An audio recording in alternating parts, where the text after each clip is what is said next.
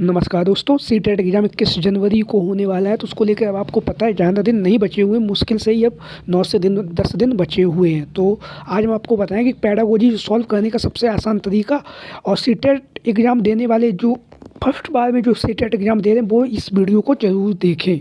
आपके लिए बहुत ही ज़्यादा हेल्पफुल होने वाली है वीडियो। तो आप आज अपनी इस वीडियो में आपको बताएंगे कि आप किस तरह से सीटेट के एग्ज़ाम की जो पेडागोजी आती है 75 नंबरों की जो आती है उसको आप किस तरह से सॉल्व कर सकते हैं, जिससे आपके अच्छे से अच्छे नंबर भी आएंगे। तो चलो वीडियो में आगे बढ़ने से पहले आप हमारे इस चैनल को सब्सक्राइब कर लें और वीडियो को लाइक कर दें। चलो देखते हैं किस तरह से आप पेडागोजी को सॉल्व करेंगे। आज हम अपनी इस वीडियो में आपको बताते हैं। तो जो भी छात्र हैं जिन्होंने पहले सीटेट का एग्ज़ाम दे रखा होगा उन्हें पता होगा कि सीटेट के एग्ज़ाम में 2 तरह के प्रश्न आते हैं। यह आपका यूपी टेट के एग्ज़ाम से बिल्कुल अलग पैटर्न होता है। तो और जो बच्चे फर्स्ट ईयर में या पहली बार सीटेट का एग्ज़ाम देंगे उनको ये बातें नहीं पता होंगी। तो हम आपको बता दें कि जो सीटेट का एग्ज़ाम है इसमें 2 तरह के प्रश्न आते हैं। 75 पूरा पेपर जो होता है वो 150 नंबरों का आता है। 150 क्वेश्चन ही होते हैं और आपको 2 घंटे का समय दिया जाता है। तो उसमें आपको ये 150 प्रश्न करने होते हैं। 2.5 घंटे का आपको समय दिया जाता है। सॉरी, वो गलती से हो गया था। तो अब आपको हम बताते हैं कि इसमें जो 75 नंबर आते हैं वो कंटेंट के जो सब होते हैं उनसे आते हैं और जो 75 नंबर जो आते हैं वो पेडागोजी से आते हैं।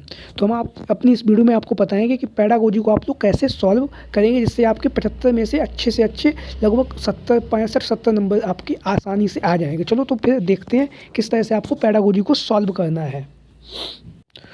पेडागोजी को सॉल्व करने के लिए सबसे पहला जो तरीका होता है वो होता है टैग वर्ड। जो आपके टैग वर्ड होते हैं उनको आपको ध्यान रखना है। जैसे टैग वर्ड आपको पता है 2 प्रकार के होते हैं, पॉजिटिव टैग वर्ड और नेगेटिव टैग वर्ड।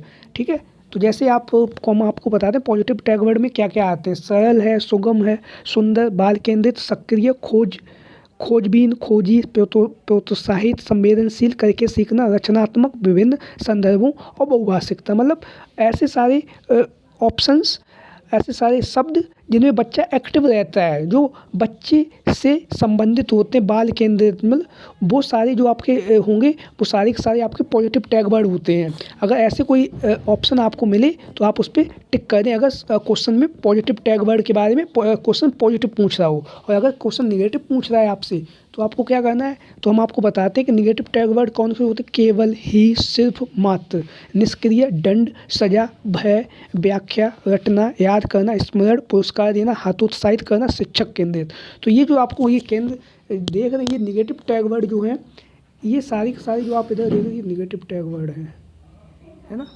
अब हम आपको बताते हैं। तो अगर आपने ये जो टैग वर्ड जो हमने आपको बताया अगर आपने इतने भी समझ लिए ना तो आपकी पेडागोजी लगभग 40 से 50 नंबर आप इसी में से सॉल्व कर देंगे। उसके बाद हम आपको और भी जो ट्रिक्स हैं वो बताते हैं। दूसरी ट्रिक क्या है, जैसे आपको 4 विकल्प दिए होते हैं। 4 विकल्पों में अगर आपको कोई क्वेश्चन नहीं समझ में आ रहा है, उसमें 4 विकल्प दिए हुए हैं तो उनमें आप लोग जो सबसे बड़ा जो ऑप्शन हो उसको चुने, क्योंकि ज़्यादातर चांस होते हैं जो बड़ा ऑप्शन होगा चाहे इंग्लिश का हो चाहे हिंदी का हो तो उसी के सही होने के ज़्यादा से ज़्यादा चांसेस भी होते हैं। 99% जो बड़ा ऑप्शन होगा वही सही होता है।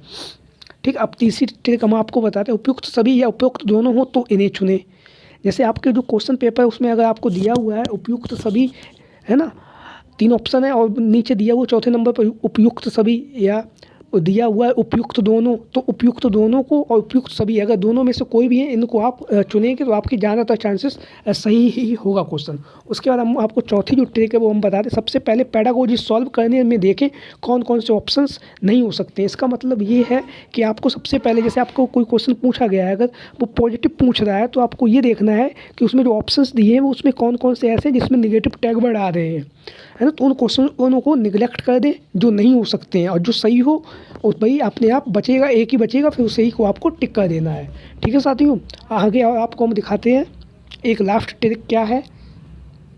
जो लास्ट ट्रिक है वो ये है, प्रश्नों को समझिए क्या पूछ रहा है प्रश्न। अगर प्रश्न में नहीं लगा है तो नेगेटिव टैग वर्ड छांटो, जिसमें नेगेटिव टैग वर्ड होगा वही ऑप्शन सही होगा। यहाँ पे ये कह रहा है जैसे क्वेश्चन में अगर पूछा गया है कि बच्चा क्या नहीं कर सकता है तो उसमें आपको ये देखना है कि नेगेटिव टैग वर्ड कौन सा है, उसी को टिक करना है। यहाँ पे मेरा कहने का मतलब ये था, तो आप लोग समझ गए। उसके बाद ये जब आप इतना समझ जाएँ और जितना ज़्यादा से ज़्यादा आप अगर पेडागोजी की जो प्रीवियस ईयर की जो सीटेट के पेपर हैं उनको अच्छे से पढ़ें, क्योंकि जो भी सीटेट का जो भी पेपर आता है उसमें प्रीवियस ईयर के बहुत सारे क्वेश्चंस आपको सेम टू सेम वैसे ही मिलेंगे देखने के लिए। तो जितने भी ज़्यादा हो आप प्रीवियस ईयर के क्वेश्चन पेपर देखें, और आपकी जो पेडागोजी अगर आप इतना समझ जाते हैं और इस पर अभ्यास करते हैं और इसे अच्छे से वहाँ पर भी करके आते हैं, तो आपके 60 से 65 नंबर, जो पेडागोजी की जो 75 नंबर के आते हैं उसमें 60 से 65 नंबर कम से कम आएंगे। और अगर आप सही से समझ गए हो तो आपके नंबर 75 में से 71-72 भी नंबर आ सकते हैं।